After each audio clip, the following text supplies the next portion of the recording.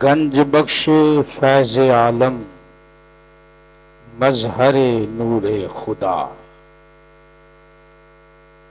گنج بخش فیض عالم مظہر نور خدا، ناکسارا پیر کامل کاملارا رہنما۔ معزز و محترم حاضرین و سامعین، پچھلے جمعۃ المبارک کو ہم نے آیات قرآنی کی روشنی میں اس بات کو ثابت کیا تھا کہ اس روئے زمین پر اللہ کے کچھ ایسے بندے ہیں جو نہ نبی ہیں، نہ صحابی ہیں، نہ تابعی ہیں، نہ تبع تابعی ہیں، لیکن ان کا شمار اللہ کے نیک اور صالح بندوں میں ہوتا ہے۔ اللہ کی عطا کردہ طاقت اور پاور سے اللہ کی مخلوق کو راہ راست پر لانے میں ان کا بہت بڑا کردار ہے۔ اور اصحاب کہف کا واقعہ قرآن کی روشنی میں، اور پھر اس کے بعد سیدنا سلیمان علیہ السلام کے زمانے کے ولی کا واقعہ قرآن کریم فرقان حمید کی روشنی میں آپ کے سامنے رکھا۔ یہ بات دل کی تختی پہ نقش کر لیں کہ ساری طاقتیں، ساری پاوریں اللہ کے پاس ہیں۔ بات سمجھ آئیے جی؟ ساری طاقتیں، ساری پاوریں اللہ کے پاس ہیں، آگے اللہ کی مرضی ہے۔ قرآن کہتا ہے اللہ کی مرضی ہے، اللہ جس کو چاہے جب چاہے جو چاہے عطا کرے۔ اور پھر آپ دیکھیے، عقل مند ہو، سمجھدار بیٹھے ہو، بندہ جب دنیا سے جاتا ہے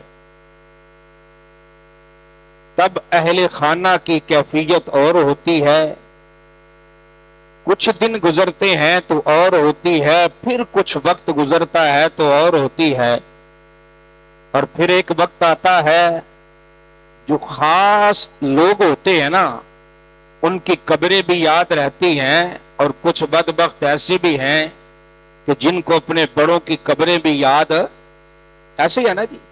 یعنی وقت گزرنے کے ساتھ ساتھ انسان کی سوچیں اور انسان کی سوچ کا جو زاویہ ہے وہ بدل جاتا ہے، مگر تاریخ اس بات پر گواہ ہے کہ اللہ کا ولی جب دنیا میں ہوتا ہے تو تب کیفیت اور ہوتی ہے، اور جب دنیا سے چلا جاتا ہے پھر ماننے والوں کی کیفیت اور ہو جاتی ہے۔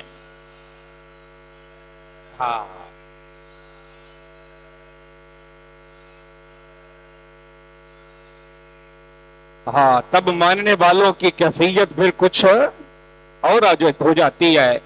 اب دیکھیے، یہ جو میں نے جملہ آپ کے سامنے بولا کہ اللہ کا ولی جب دنیا میں ہوتا ہے تو کیفیت اور ہوتی ہے، اور جب چلا جاتا ہے تو پھر مخلوق خدا کی کیفیت اور ہوتی ہے، یہ بھی فیصلہ قرآن کا ہے۔ بات سمجھ آئی ہے نا جی؟ یہ بھی فیصلہ قرآن کا ہے۔ میں نے کہا تھا نا جی، سب سے بڑی رہنمائی کی جو کتاب ہے وہ کیا ہے؟ ایسے ہے نا جی، اللہ کا قرآن۔ اللہ اس قرآن میں ارشاد فرماتا ہے، ان الذین آمنوا وعملوا الصالحات، بے شک وہ لوگ جو ایمان لائے اور نیک اعمال دنیا میں کرتے رہے، سَيَجْعَلُ لَهُمُ الرَّحْمَنُ وِدًّا، ان قریب رحمان اپنے بندوں کے دلوں میں ان کی محبت پیدا کر دے گا۔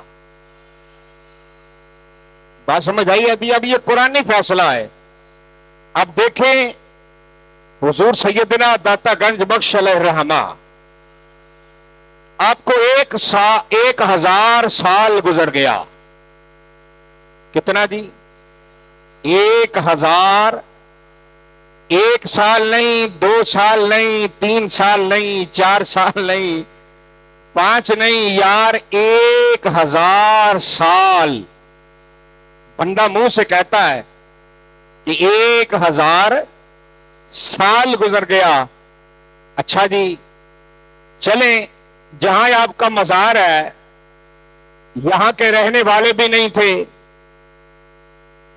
کوئی رشتہ دار بھی نہیں تھا، کوئی آباء و اجداد بھی نہیں تھے، کوئی آپ کا یہاں محلہ بھی نہیں تھا، کوئی بندہ آپ کا ملنے والا بھی نہیں تھا۔ افغانستان سے چلے اور چلتے چلاتے شہر لاہور میں ڈیرا لگایا۔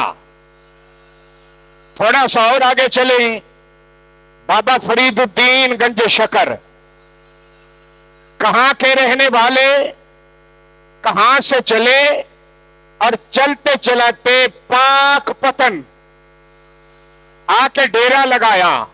تھوڑا سا اور آگے چلیں، انڈیا کی سرزمین پر خواجہ معین الدین چشتی اجمیری، کہاں سے چلے، چلتے چلاتے مدینے سے حکم آیا کہ تو بر صغیر میں چلا جا، اور جاتے جاتے شہر لاہور میں ہمارا ایک عاشق رہتا ہے علی حجویری، اس کو جاتے سلام کرتے جانا۔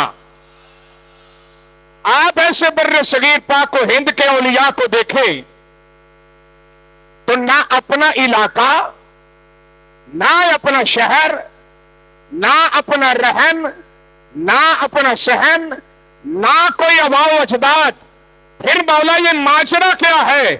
ویسے جیسے وقت گزر رہا ہے، محبت کرنے والوں کی تعداد بڑھ رہی ہے، ہر کوئی وقت گزرنے کے ساتھ ساتھ کوئی کدھر سے آتا ہے، کوئی کدھر سے آتا ہے، کوئی چل کے آتا ہے، کوئی سائیکلوں پہ آتا ہے، کوئی گھوڑوں پہ بیٹھ کے آتا ہے، کوئی بائکوں پہ بیٹھ کے آتا ہے، ارے کوئی بیرون ملک سے آتا ہے اور داتا علی حجویری کے مزار پر آ کر لنگر لگاتا ہے۔ مولا یہ ماجرا کیا ہے؟